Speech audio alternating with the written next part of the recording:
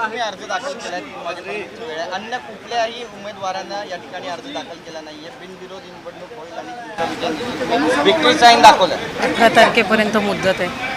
18 तारखेपर्यंत मुदत आहे. आज उमेदवारी अर्ज दाखल करण्याची आज शेवटची तारीख होती एकंदरीत. आता कुठलाही अर्ज आलेला आहे, त्यामुळे बिनविरोध तुमची निवड ऑलमोस्ट झालेली आहे. काय प्रतिक्रिया आहे? 18 तारखेपर्यंत स्टेटमेंट ऑफिशियल देणार नाही आहे.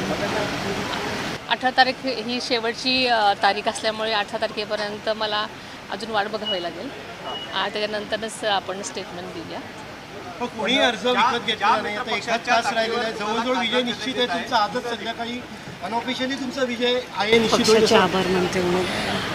राष्ट्रवादी पक्षाने मला पक्षाची अधिकृत राज्यसभेची उमेदवारी दिल्याबद्दल मी सुरुवातीला पक्षाचे राष्ट्रीय अध्यक्ष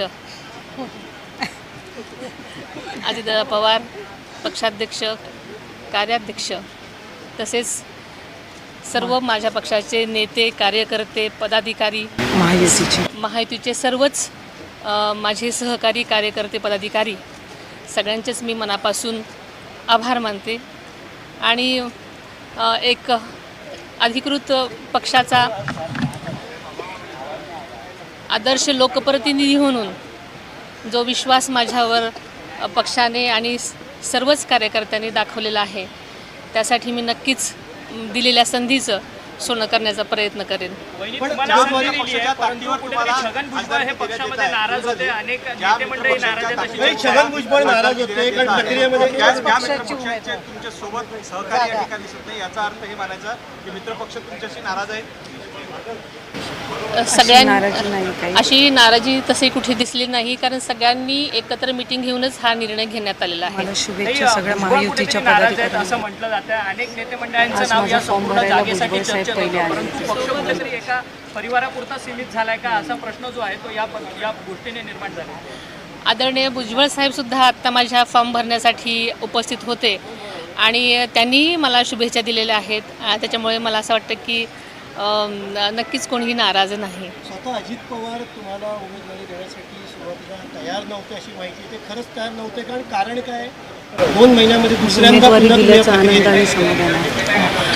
खरं तर मला पक्षाने आणि आपल्याला माहिती आहे की जनतेतूनच ही मागणी सतत होत होती. मी अनेक कार्यकर्त्यांना, पदाधिकाऱ्यांना सांगितलं होतं की एका प्रश्नाचं उत्तर तो होऊ दे.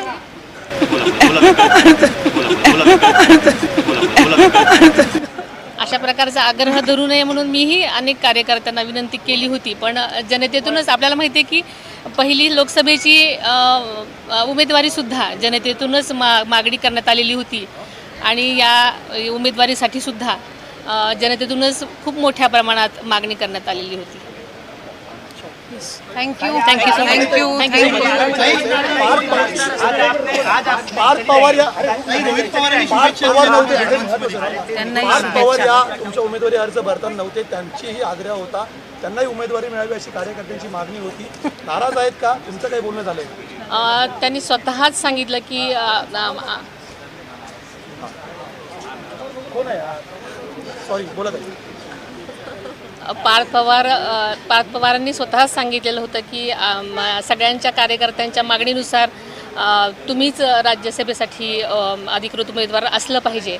आणि त्यांनी पुढाकार घेऊनच त्यांचा पण कार्यकर्त्याबरोबर हा आग्रह होता की मी उमेदवारी घ्यावी.